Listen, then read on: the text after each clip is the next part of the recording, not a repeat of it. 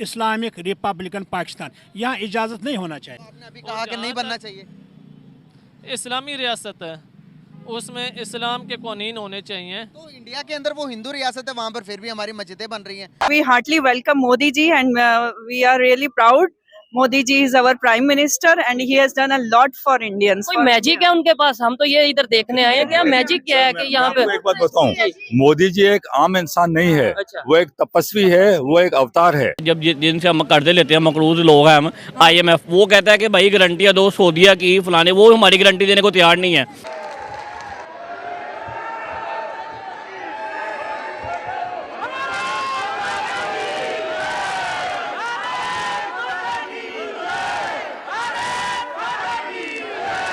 हमारे ये किस तरह का माइंडसेट है कि हम अपने तो चाहते हैं कि अमेरिका के अंदर मस्जिद बने, लेकिन हम चाहते हैं कि पाकिस्तान के अंदर मंदिर या मस्जिद या चर्च ना बने। पाकिस्तान मेरे काफी दोस्त हैं। अच्छा। और मेरी आधी टीम पाकिस्तानी ही है। अच्छा। पाकिस्तान बहुत अच्छा है, बट देखिए जो आप लोगों को ना एक मोदी चाहिए। इसका इस बात का मकसद, या इसके ऊपर भी कोई कंट्रोवर्सी ना हो जाए, लेकिन इस बात का मकसद ये है कि भाई उन जैसा लीडर चाहिए। आपको एक मोदी जैसा लीडर चाहिए। दोस्तों, इस वक्त पूरी मीडिया में सिर्फ मोदी जी की बातें हो रही हैं और यूएई में बनाए गए मंदिर की। पहले अरब में ऐसा कभी भी नहीं देखने को मिलता था कि वहां कोई मंदिर बनाया जा रहा है, पर अब अरब मुल्क भी दुनिया के साथ आगे जाना चाहते हैं। वो समझ चुके हैं भारत उनके लिए कितना खास मुल्क है। मोदी जी ने जिस तरह से पूरी दुनिया में भारत का नाम पहुंचाया है, ऐसा पहले बिल्कुल देखने को नहीं मिलता था। इसी को लेकर पाकिस्तान में शोर मचने लगा है कि अरब में अब मंदिर बने लगे हैं, जो पाकिस्तानी बिल्कुल नहीं चाहते, क्योंकि उन्हें बचपन से हिंदू विरोधी बनाया गया है। आज भारत उस आसमान तक पहुंच चुका है जहां पाकिस्तान अपने सपने में भी नहीं सोच सकता। फिलहाल पाकिस्तान की बुरी तरह से जल रही है, इसलिए तो उन्हें अरब मुल्कों में मंदिर बनना पसंद नहीं आ रहा है। वैसे आप इस बारे में क्या सोचते हैं, हमें कमेंट बॉक्स में जरूर बताना, और वीडियो पसंद आए तो इसे लाइक करें और साथ में शेयर भी कर देना। बिग अपॉर्चुनिटीज की for Indians in Abu Dhabi. हमने ये देखा है कि इन 5 सालों में प्राइम मिनिस्टर नरेंद्र मोदी ने इस्लामिक कंट्रीज़ के साथ अपनी टाइज बहुत स्ट्रॉन्ग कर ली है, और इस इवेंट का बहुत बेसब्री से इंतज़ार किया जा रहा था। As a Pakistani, as a youth, आप इस इवेंट को इंडियंस के लिए अबू धाबी के अंदर जो मौजूद है, कितनी बड़ी अपॉर्चुनिटीज़ देखते हैं? देखें, ये जो अपॉर्चुनिटीज़ हैं, ये बेसिकली तो हमारे पाकिस्तान का हक थी। अच्छा, पाकिस्तान का हक थी, वो कैसे? देखें, ये अरबी शुरू से ही घटिया से घटिया तरीन काम करते रहे हैं। What? हाँ, लेकिन मैं इसको जो है ना बिल्कुल भी ये अच्छी बात नहीं समझता। अच्छा। क्योंकि हिंदुस्तान में हिंदुओं को, गैर मुस्लिमों को ये अपॉर्चुनिटी प्रोवाइड करना, और हैशटैग लगा के मोदी के नेम का हैशटैग लगा के अहलन मोदी है जी, अहलन Modi. Prime minister Narendra Modi India को तो इज्जत दिला रहे हैं, लेकिन जो मुसाफिर हैं, जो ओवरसीज इंडियन हैं, उनको भी मुल्कों में जाके बहुत ज़्यादा उनका कॉन्फिडेंस इन्हांस कर रहे हैं, उनको बिजनेस अपॉर्चुनिटीज़ दिलवा रहे हैं, उनके लिए रास्ते हमवार कर रहे हैं। क्या कहेंगे इस पर? बिल्कुल, प्राइम मिनिस्टर जो है इंडिया के, मोदी, ठीक है, वो रिस्पेक्ट डिजर्व भी करते हैं जो उनको मिल रही है। अच्छा। क्योंकि हमने अक्सर देखा, अब न्यूज़ चैनल हो गया, स्ट्रीम मीडिया, ठीक है, अब तो यूथ का दिन है, तो हम देखते हैं कि जिस तरह उन्होंने अपनी मुल्क के लिए काम किया है पिछले 7-8 साल में, और कंटिन्यूसली करते जा रहे हैं। G20 समिट हुआ इंडिया में, इसके अलावा आपको पता है वहाँ पे रशिया के लोग, काफ़ी लोग, ममालिक के जो वज़ीर आज़म कह लें या जो भी UAE से लोग आए, तो ये है कि उन्हें इंडिया का इतना ज़्यादा काम कर दिया कि आने वाले जो, अगर इंडिया को 5-7 साल लाहौर मिल जाए, अभी तो वैसे ही अमेरिका को टक्कर दे रहे हैं इंडियन, ठीक है। May be if I am not wrong, may be दूसरी या तीसरी बड़ी इकोनॉमी है इंडिया की, उसके पीछे PM मोदी का बड़ा बड़ा हाथ है। वो डिजर्व करते हैं रिस्पेक्ट, जो उनको वेलकम मिला। 5वीं है और तीसरी टर्म में कह रही है तीसरी इकोनॉमी बनेंगे दुनिया। बस मैं तीसरी क्या बन जाएगी, ये मैं बता रहा हूँ कि आने वाले कॉन्फिडेंट कैसे है, और आपके पास इतनी नॉलेज कैसे है अबाउट इंडिया?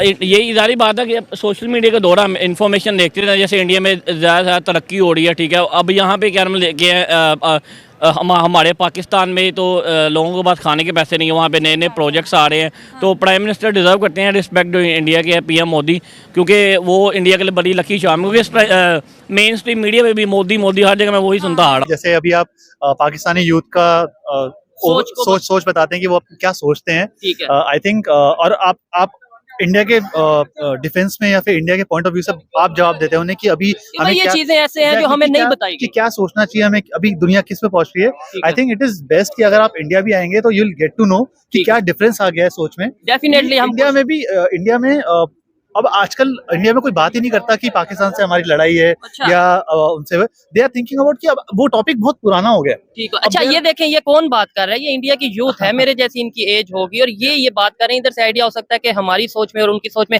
अच्छा ये सोच बदली कैसे और कब बदली, कितने टाइम में बदली? ये मैं पाकिस्तान के लोगों से पूछता था, आज इंडियन से पूछ रहा हूँ। ये सोच को बदलने का ये मतलब ऐसा कोई फिक्स टाइम फेज नहीं है, बट ये ट्रांजिशन हुआ है धीरे धीरे जैसे कि अब टेक्नोलॉजी की तरफ टेक्नोलॉजी हो गया, हमारा इंडिया का ओवरव्यू हो गया कि अब वर्ल्ड में हमारी पोजीशनिंग कहाँ पे है, हमारी इकोनॉमी कहाँ पे है, हमारा एक्सपेंडिचर अब कहाँ पे जाता है, हमारे डिफेंस सर्विसेज में हमारे जो डील्स थी रफेल्स वाली वो अब क्लियर हो गई हैं।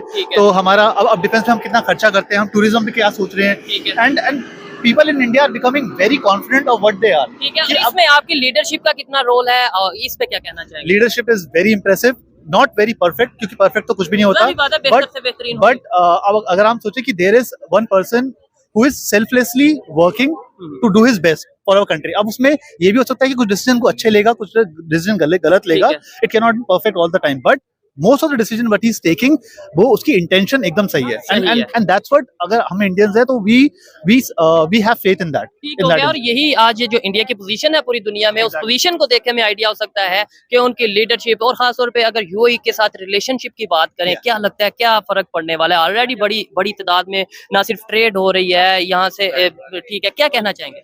यूएई के साथ तो पहली बात तो ट्रेड तो हो ही रही है, बट अब आप देखोगे जो भी हमारे जैसे अभी जो मंदिर इन्होंने बनाए थे, बिल्कुल जिसकी इनॉग्रेशन होने वाली है, very big thing.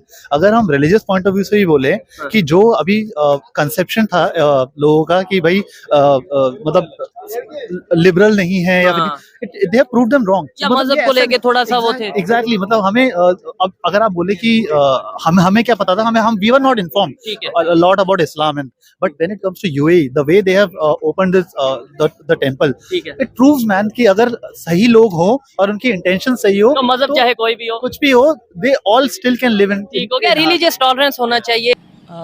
First of all तो ये है कि नबी पाक सल्लल्लाहु अलैहि वसल्लम ने जो क़यामत की पेशगोइयाँ की हैं, उनमें ये भी है क़यामत उस वक्त तक कायम नहीं होगी जब तक अरब के कुछ कबाइल में बुत परस्ती आम ना हो जाए, शुरू ना हो जाए। तो अभी आखिरी ज़माना चल रहा है और कुर्ब क़यामत का, अभी अरब के भी अंदर बुत परस्ती का एक कल्चर फ़रोग़ पा रहा है, तो ये क़यामत की निशानी है। और जो आने वाले वक्तों में होना था उनका हमारे नबी पाक सल्लल्लाहु अलैहि वसल्लम ने पहले ही पेशगोई कर दी थी। आपने कहा कि ये क़यामत की निशानी है, जो बिजनेसमैन लोग हैं उनके लिए, उनको लगता है कि ये बिजनेस करने की निशानी है। हम लोग हमारे नबी ने कभी मना किया कि किसी की अगर कोई नॉन मुस्लिम आपके मुल्क में ज़्यादा है तो उसकी इबादत गाहें बनाने से मना किया? इबादत गाहें, हर कंट्री का अपना कल्चर होता है, इस्लाम में अक़लियतों के भी हकूक़ हैं, तो हकूक़ को हकूक़ देने ना, हम यहाँ पर इसको इस्लाम के साथ जोड़कर उसके जो बिजनेस माइंडसेट है उसको लोग अभी आइडियोलॉजी से निकलकर अपनी मफाद की बात करते हैं कि भाई इससे हमारे क्या बेनिफिट्स होंगे। वो अपनी बाउंड्रीज को वसी कर रहे हैं दुनिया के लिए। अबू धाबी और दुबई इसी में से एक है, तो पहले दुबई में बना, अब अबू धाबी के अंदर दूसरा मंदिर बन गया, तो वहाँ पर 60 लाख से ज़्यादा हिंदू हैं, तो भाई उनको भी इबादत करने के लिए तो जगह चाहिए ना। इबादत करने का हर किसी का अपना राइट है, इस्लाम किसी के हकूक़ नहीं ज़ब्त करता है। तो आपने अभी कहा कि नहीं बनना चाहिए, इस्लामी रियासत है, उसमें इस्लाम के कानून होने चाहिए। तो इंडिया के अंदर वो हिंदू रियासत है, वहाँ पर फिर भी हमारी मस्जिदें बन रही हैं। हमारे ये किस तरह का माइंडसेट है कि हम अपने तो चाहते हैं कि अमेरिका के अंदर मस्जिद बने, लेकिन हम चाहते हैं कि पाकिस्तान के अंदर मंदिर या मस्जिद या चर्च ना बने। आप कह रहे हैं इंडिया में मसाजिद बन रही हैं, आप बाबरी मस्जिद के मुताल्लिक क्या कहना चाहेंगे? अच्छा, मैं सर की तरफ जाऊंगा, सर का पॉइंट ऑफ व्यू लेने के बाद आपको आपका आंसर दूंगा। सामने कैमरे की तरफ देखिएगा अंकल जी, कैसे हैं आप? बिल्कुल ठीक ठाक है, बिल्कुल ठीक। सर एक छोटा सा क्वेश्चन है, अबू धाबी के अंदर अब तक का दुनिया का सबसे बड़ा मंदिर बना, जिसकी ओपनिंग के लिए इंडिया के प्राइम मिनिस्टर नरेंद्र मोदी को वहां पर बुलाया गया है, और अबू धाबी का कहना है कि भाई आने वाले टाइम के अंदर हम बिजनेस के बारे में सोचेंगे कि जो 60 लाख यहाँ पर हिंदू हैं, जो वो उनकी इबादत के लिए जगह चाहिए, तो इसीलिए उन्होंने वहाँ पर मंदिर बनाने की इजाज़त दी है। तो इसके बारे में आपकी क्या राय है? बहुत अच्छा, उन्होंने अभी गिव एंड टेक किया, अच्छा है। उनको वहाँ उन्होंने अच्छा किया। यहाँ नहीं बना, यह इस्लामिक रिपब्लिकन पाकिस्तान, यहाँ इजाज़त नहीं होना चाहिए, क्योंकि इस्लाम के नाम पे भाई ये बुद्धों को गिराने के लिए आए ना, मंदिरों को। उन्होंने अच्छा काम किया, उन्होंने अपने मुफादात, उन्होंने काम अच्छा किया। हर एक को राइट मिलना चाहिए, इस्लाम भी कहता है हर एक को राइट मिलना चाहिए, मगर ये इस्लामिक रियासत है, इस्लामिक रिपब्लिकन पाकिस्तान, इसलिए इजाज़त नहीं देता है यहाँ मंदिर बने। अलबत्ता हुकूक हर एक को मिलना चाहिए, इक्वल राइट्स होना चाहिए। कहाँ से आए हैं? मैं इधर से जैन मंदिर से। इधर से ही रहते हैं? जी जी। तो आपके थोड़ा एक्सेंट मुझे ऐसा लगा कि बाहर से कहीं से